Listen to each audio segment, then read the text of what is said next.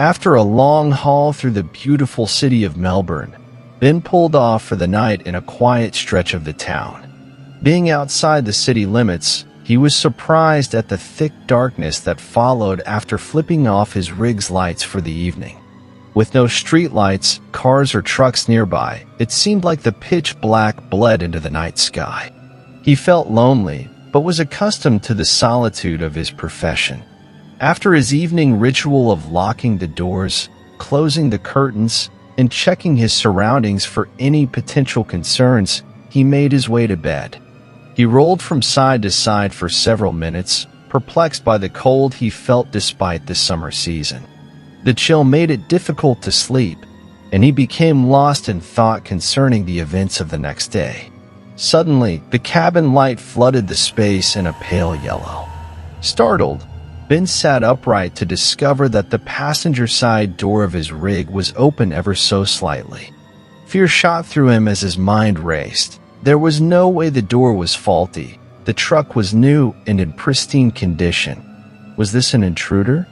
Grabbing a pole used for tightening belts, Ben prepared to meet the invader but didn't move.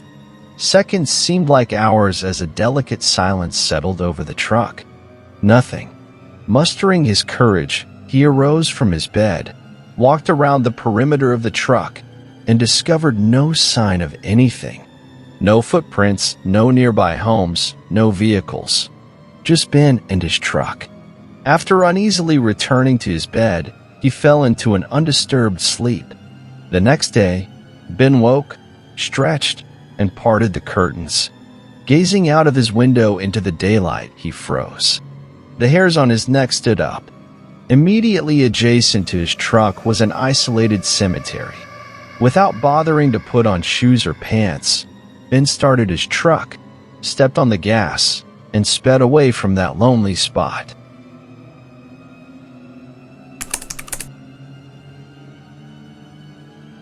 We usually took extra toy shipments to various locations due to the holiday season. We got a call that one of our locations in rural Kentucky needed to restock their giant Spider-Man dolls. They knew I was a fast driver, so I was giving the last-minute late-night duty. I loaded my truck and headed out on the 265. It was around 3 a.m. when I started to have this eerie feeling. I chalked it up to just being tired and popped a couple of NoDoz. About 15 minutes later, the road started to fog up. I mean, more so than any other time before or since. It got to the point where I had to pull off to the side and wait. There wasn't any other cars on the road, and I was ahead of time, so I figured I could wait until it cleared up a bit. About 5 minutes of sitting still in silence, my truck goes dead. No lights, no engine, nothing. I try my CB but cannot get anyone on. I check my cell phone and there is no signal. As I'm sitting there contemplating my next move, I hear what sounds like a child crying. It slowly morphed into a woman crying, or at least that's what it sounded like to me. Now I'm a big man, 250 pounds, but I refused to exit my cab. I did roll down my window and asked if anybody needed help. At that point, the crying stopped. Then I heard what sounded like a sinister laugh. At that point, I felt like the laughter was directed at me. I rolled up my window, and it seemed like the more scared I became, the louder the laugh went. Then as soon as it started, it stopped. And just like that, my truck started back up and the fog dissipated. I drove out of there like a bat out of hell. I get to the next truck stop and pull in. I run to the bathroom and pour water on my face and ask myself, did that really just happen? I go out to the diner and see this fella, red flanner, in blue jeans. I needed to know if anyone else experienced that too. I go up to him and say, "Excuse me, are you a fellow trucker? 'Cause I just had one hell of an experience." He says, "Not a trucker, but..."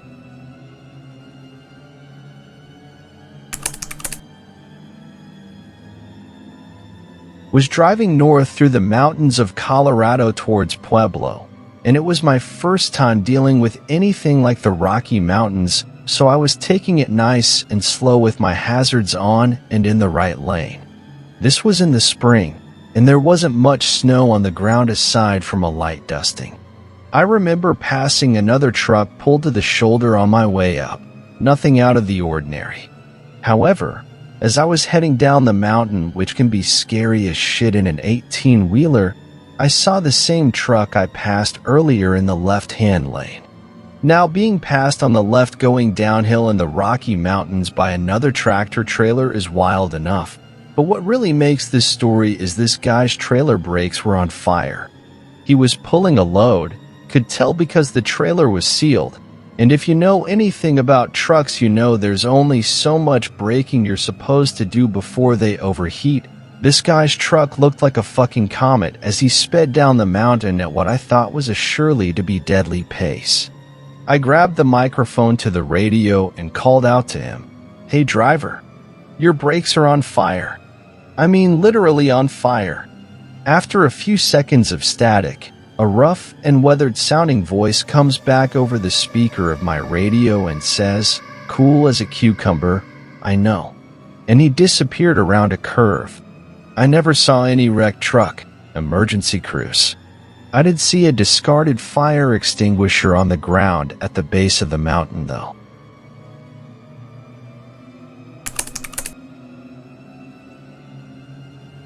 My first couple years I was a night driver, so it was hard to see things sometimes.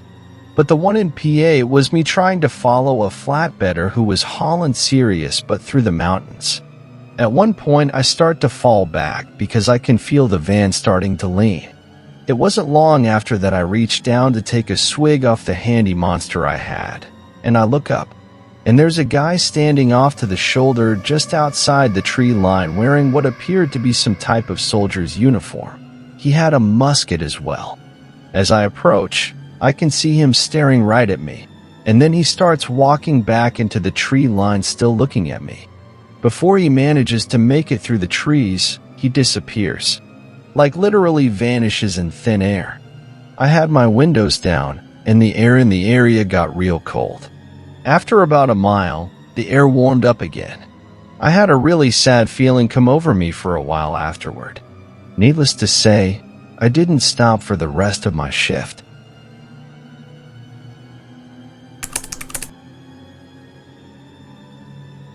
I stopped at an off-ramp to stretch out and take a breather. As I'm smoking, a little girl from some direction I couldn't figure out giggles and says, "Hi, mister." My initial reaction was, the fuck is a little kid doing out here at this time? So I talk back and say hi. She then responds with, "My mommy says you'll be okay. Don't worry." Now utterly confused, I ask her what she means. No response. Then suddenly I feel like somebody is standing next to me, but it doesn't feel negative or bad. Just feels like somebody is right there next to me. Since it didn't have a negative vibe to it, I just finished my cigarette and left. Later on down the road, I realized that I forgot to fuel up at my last stop when the warning light came on. So I scrambled to look at my GPS and find the nearest truck stop. I find one and set the course. As I roll up to the truck stop, my truck starts sputtering and I barely make it to the fuel line before the truck starts dying. I ran out of fuel right as I got on the fuel line.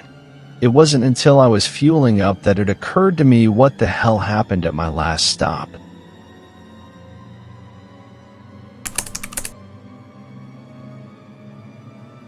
My dad told me and my brothers this story when we were growing up, and it's always stuck with me. He drove trucks decades ago, before I was born and before labor laws around limits and brakes were more standard. I'm assuming it's different now. He'd fairly regularly accept calls that would extend his shift to where he was driving 24 to 36 hours or more without a break longer than a quick bathroom or fast food stop. One night after having already driven a particularly long day, he noticed his eyes getting droopier and the whole rolled down the window and blast the music up. Thing didn't seem to be helping much. It was a rainy night on a pretty windy mountain road without a shoulder to pull over safely, so he started doing those logic games out loud to keep alert and awake. He was saying something to the effect of, "I just passed mile marker 146, so what time will it be when I reach 200? Then he closed his eyes, took a deep breath, and felt his head do the nod jerk thing, which woke him up with a gasp. He opened his eyes to see if he was driving straight toward mile marker 158, which would have sent his whole truck tumbling down a random-ass mountain ravine. He was able to correct the course safely back, but it was a matter of seconds between that reality and certain death. He insists to this day that he slept through 12 miles of windy mountain road going 60, only to wake up right at the last moment between life and death. The story usually ends with him tearing up, saying, "I don't know if there are angels, but I know there's something bigger going on in this universe than our human brains have been able to understand yet. If I wouldn't have woken up right when I did, you kids wouldn't be here today." And that's something that feels pretty close to spiritual.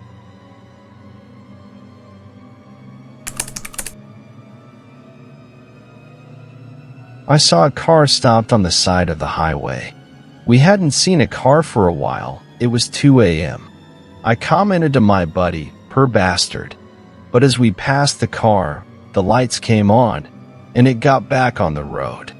Odd timing. And then it was gaining on us. I told my friend to speed. He did. He sped more, and the car kept closing in. We were doing 120 miles per hour, and this guy was catching up to us.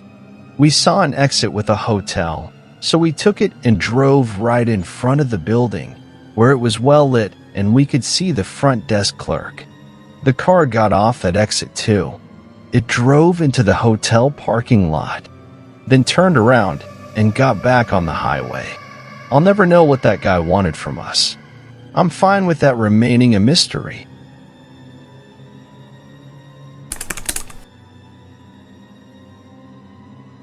I was driving through Montana headed east, and my company had miscalculated my mileage, so I requested an emergency fuel up. I got a response with the nearest gas station that I could get approved at. It wasn't exactly close. So I turned off the main highway and headed toward my stop. It's pitch black, there's no moon, no city light, and I haven't seen any headlights for about an hour. I'm cruising down the highway and I see something in the middle of the road at the furthest extent of my headlights, so I slow down, naturally, as I approach it. When I come to pass it, I get one good glance at it and slam on my brakes as I pass right in the middle of the highway. All I could think was, what did I just see? So I back up looking in my mirror until I see its red silhouette in my brake lights. I pull my brakes, put on my jacket and grab my flashlight and hop out. I walk to the back of my trailer and put my light on it, and there it was. A headless, skinless, mangled corpse. I froze and my jaw dropped. I didn't know what I was looking at. I just stood there, in the middle of the highway, in the cold, stagnant air. The only sound is the hum of my truck 50 feet back, watching the steam rise from this pile of meat. There was no fur, there was no clothing, just a fully intact rib cage with a mess of other miscellaneous bones attached by ligaments. I debated calling the police, as the rib cage looked big enough for someone my size, but I looked at my phone and had 0 cell service. The nearest town was about 50 miles out. When I put my phone away, I flashed my light around, and standing at the end of the road were a handful of coyotes staring at me. Then they started coming through the fence and trotting my direction. I figured this is the part where I get back in the truck before I get into a situation, so I did, and continued on my way. I still to this day do not know if it was human or not. Whatever it was, and whatever had happened, I was almost a witness of. I convinced myself that it was more than likely a deer, and was hit by another truck like my own at highway speeds that would definitely do significant damage. But in retrospect, I've never seen roadkill missing its flesh before.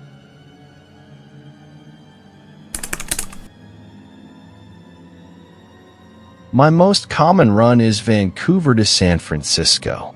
It's an easy trip most of the time with very little challenge involved. I tend to prefer driving into the night because there's less traffic. Of course, driving around in the middle of nowhere during witching hour means I've seen my share of things. But none of that stuff has ever scared me nearly as bad as the people you see walking along the shoulder of the road far from civilization. I noticed my first one on my junior run down south on the number 5. It was a lady in a blue summer dress, just strolling down the side of the highway underneath the full moon, not a care in the world. Now we were on a stretch that was miles and miles away from anything in either direction, and I was the first vehicle on the road that she'd likely seen since dusk. She didn't even look up to acknowledge me, though. Instead, she just kept on walking with a sort of vacant smile. I chalked it up to some hippie from the Oregon Trail, hopped up on something from a nearby campsite, and kept driving. But she was only the first. It's not every trip you spot them, but sometimes you see a few on a single go. It always struck me as strange because you never seem to see them during the day. Or maybe you do, but they don't stick out as much under the sun. Even so, once you know they're there, you'll start noticing the hell out of them whenever you're driving far from civilization in the dark. The other truckers call them moonwanders, but I prefer shoulder walkers since that's always where they are. Almost like trains on a track, they walk that little white line to wherever they're going. They're different shapes and sizes too. Men, women, tall, fat, ugly, pretty, just folks like you'd see anywhere. Sure, they're creepy, but for a long time I didn't pay them any mind beyond noticing them on occasion in the split second that they were visible as I cruised past. But one night a few months ago, I passed by what looked like an old lady. She was in a hospital gown and looked just like someone on death row. Sunken, given up on life sort of eyes, frizzy white hair and pale skin. She was smiling just like her grandkids had called her name. Her pace was a slow shuffle along the shoulder, and just looking at her I could imagine the sound of her hospital slippers running just over top the gravelly road. I wanted to keep driving because, well, to be honest, she gave me the willies. But hell, she reminded me of my own sweet grandma, God rest her soul. So I brought my rig to a slow stop and, collecting up the flashlight I keep in my glove box, stepped out of the cab. I could hear her coming before I could see her as I'd driven a few meters ahead of her due to the long stop time. I could visualize her wrinkly feet in those hospital slippers, shuffling ever onward. Quickly I checked the Maps app on my phone and saw that the closest town to where we were was over 50 miles. No way this old lady was walking that. Putting my phone in my jeans, I held up my flashlight and started walking towards the sound of her footfalls. Hello? Ma'am, I called out, hoping that she would speak up. No such luck, just more scraping. My hairs were on edge now as I waited for her to enter into the dim light of my flashlight. I nearly cried out as the ghostly appearance came into view. Not because anything was different from before, just because she looked so much more sickly up close. Ma'am, are you okay? You're in the middle of nowhere, you know? She didn't say nothing, just kept smiling and moving steadily forward. Now my heart was beating hard. She's just senile. Senile, and she needs my help, I thought out loud. But my feet were frozen in place. They were going back to the truck, or they weren't moving at all. She was getting closer though, and as she reached within 10 feet or so, her wrinkled hands began to reach slowly up. Her fingers wiggled in my direction like a grandma reaching for her grandchild's face. She opened her mouth but didn't say anything, just grinned at me with pale gums. My legs gave out, and as I fell onto my side, she reached down for me with surprising speed and dexterity. Before I knew what was going on, she had her bony fingers around my ankles, and I was getting dragged down the road. Desperately, I pulled back, but her grip was superhuman, and the addition of my weight didn't seem to slow her walk in the least. She stared down at me with those beady, sunken eyes, mouth agape, and a smile. I kicked at her with all the fight I had in me and luckily connected with her jaw. To my horror, it was like kicking solid concrete. But luckily, she let go despite having no visible injury. I crawled backwards towards the middle of the road and she kept walking down the shoulder. Her hands fell back down to her side and her mouth closed into a tight-lipped smile. But her gaze stayed locked on mine as she slowly shuffled out of my flashlight's beam. I waited as the scraping bit by bit faded from my ears, and after what ended up being a half hour of stunned silence, I worked up the nerve to get up and go back to my rig. No sign of the lady, but when I climbed into my cab and sped down the highway, it didn't take long to catch up with her. Her eyes were still stuck on me. They probably had been the whole time as she walked away. The last I saw of her as I gunned it away was her thin, chapped, smirking lips. According to some other guys I know, I'm the first to try and interact with a shoulder walker, and if God is good, I'll be the last. Since then, I've seen plenty more, strolling down the highway in the pitch dark. I even saw a kid once, but there ain't no way I'm ever stopping again for them. And if you're smart, you won't neither. Since that night, the shoulder walkers are always looking right at me when I drive past, which they never used to do. Almost like since that old lady saw me, they all did. I'd hate to think what would have happened if I'd not managed to get free.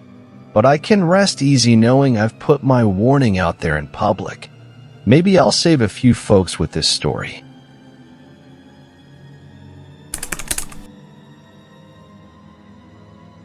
I was headed from Salt Lake City, Utah to Albuquerque, New Mexico late on a Friday evening. When I got to southern Utah and near the Arizona border, I had gotten tired enough to need to pull over and sleep. I took a county road off of some highway exit and was driving down it to pull off so that I could sleep without headlights interrupting me or getting woken up by a state trooper and being asked to move along. That can be pretty annoying. And as a person who sleeps in his car a fair amount on road trips to get a few hours before pushing on again, it's just uncomfortable to be woken up. Anyway, the following happened as I'm driving along this county road a few miles away from the highway at about 3 in the morning, and suddenly lights come on right behind me with a vehicle that is very close on my ass. It's a large Dodge truck with a light bar and 4 or 5 hella lights that are shining into my rear view, blinding me. I try to pull over so that they can get around, heart beating and very scared. They pull over behind me, so I take off and try to lose them.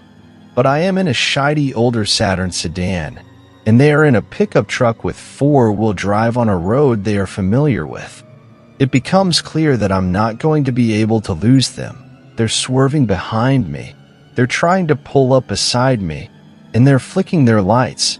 This was a very scary experience.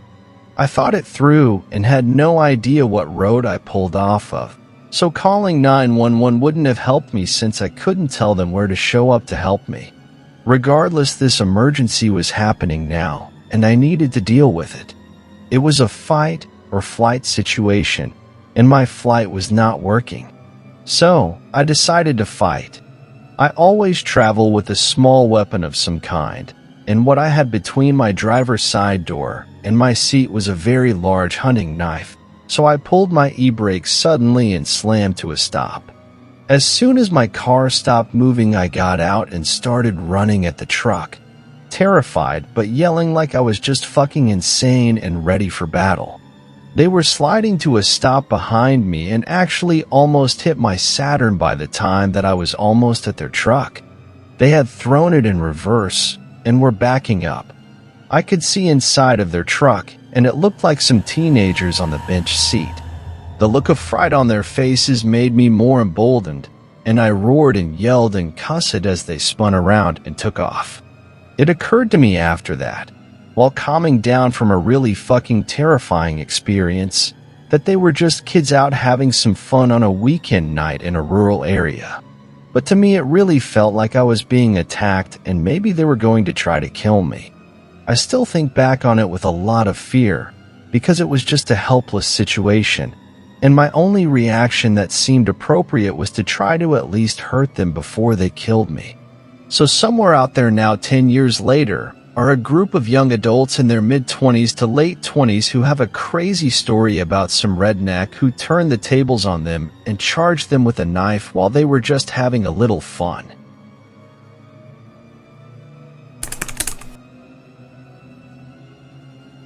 I worked for a company that owned a Caterpillar bulldozer. It weighed over 100,000 pounds. They had to use a tractor from the 1980s with a drop trailer to move it off the property.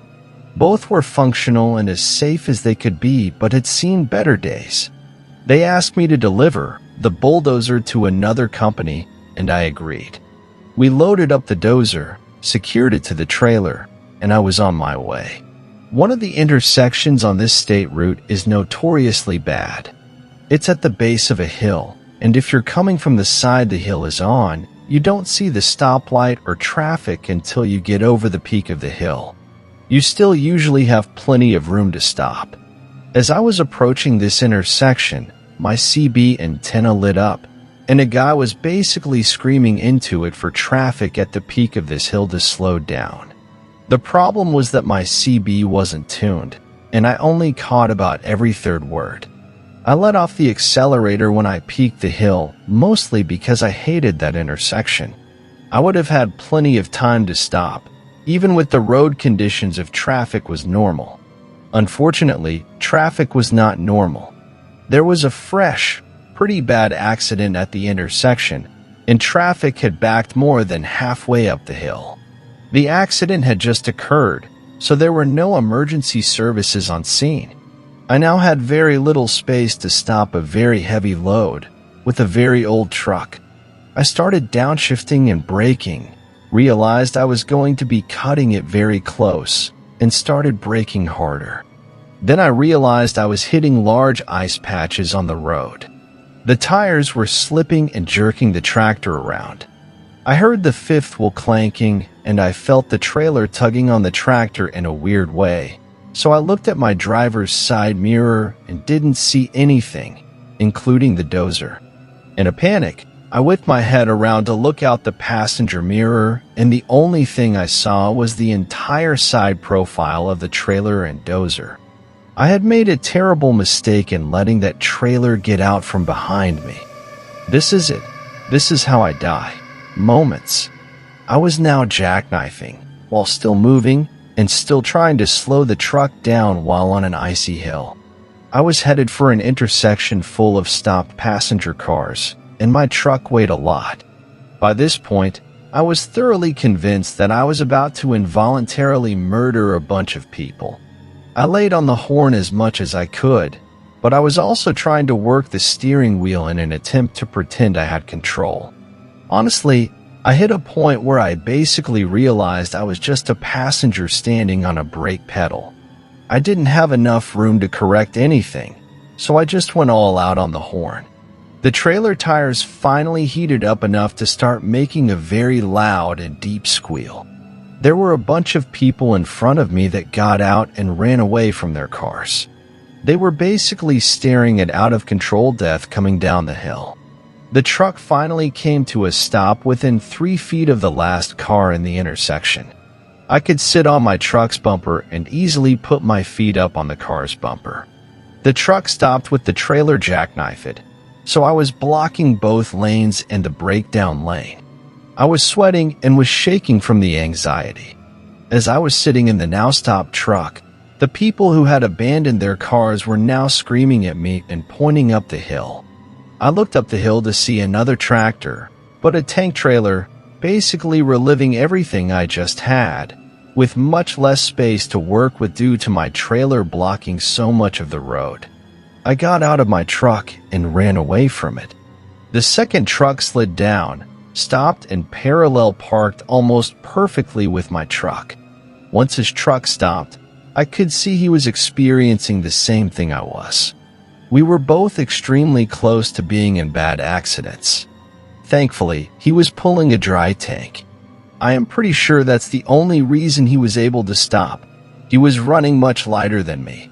By this time, the guy on the CB got through to enough truckers at the top of the hill that they basically slowed everyone down. Once the adrenaline wore off, I almost passed out. I have operated a lot of different vehicles in my life, and that situation was easily the scariest operating situation I have ever lived. I had zero control of the situation, and that's a bad feeling for an operator. I remember the people that ran away from their cars were comforting me. It's been over 20 years since that happened, and I still get the willies when I think about it. Had I not been able to get that truck to stop, I would have ripped through all those passenger vehicles with little resistance. Another 5 miles per hour, or being in a different lane, just a bit more ice, even the time of day would have completely changed the outcome of that situation. It would have been entirely my fault.